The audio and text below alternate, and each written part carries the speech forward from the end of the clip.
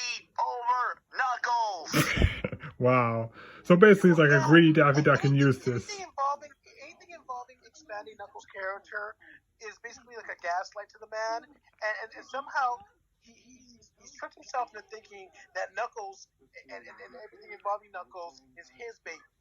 And this includes Sega, because he's actually, on multiple occasions, has tried to sue Sega over their own character, because he provided the backstory in the comic book, which Archie gave the creative freedoms to, because Archie was just like, yeah, sign your contract, go play with your video games and thingies.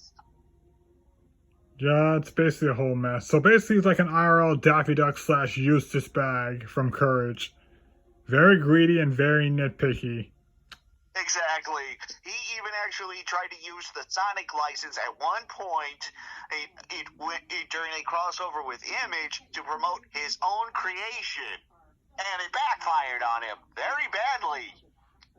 Yeah, basically as a writer, he just doesn't know how to move on to something, he doesn't know how to actually move on to something that's actually original thought.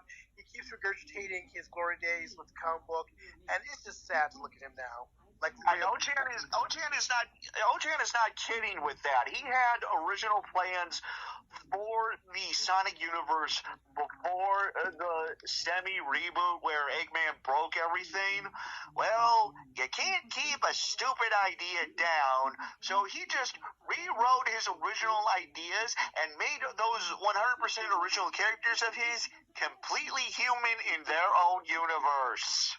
Yeah, in fact, in his eyes, the current Sonic writer who's getting a lot of who's actually getting a lot of the franchise kind of unified in Flynn, who was doing the comic books and recently helped with Sonic Frontiers.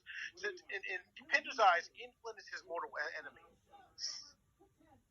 I haven't read the Sonic comics in years, Archie or IDW, so I'm kind of out of the loop. IDW's comic takes place after Sonic Forces, so those are more in the video games, and the Archie comics originally was supposed to be somewhere within the Saturday morning cartoon, but when that got canceled, it wound up doing its own thing with those characters. Yeah, pretty much. Plus, wasn't there there were two sets of Sonic comics, I think, back in the day. One Sonic the Hedgehog and one called Sonic Universe, where I think Omega was a part of it from Sonic Heroes. Here's the whole thing with the Sonic comic books. Basically, Archie Sonic had a ton of spin-off books dealing with Princess Sally, Tails, and everything. They even had a bunch of what's called super specials, which were extra linked issues that dealt with a bunch of side stories and alternate continuities and other stuff. If you actually look at Archie Sonic, it didn't just have the 300 issues of the Prime comic.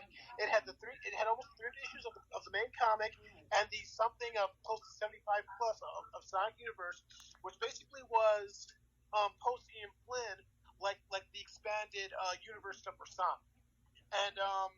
And then before that, they had a 32 issue Knuckles series, several Tails and Princess Sally miniseries, and I can say that there was at least a dozen miniseries pre Flynn's run. And the thing with the Archie Sonic comics before the whole cosmic reboot thing happened, and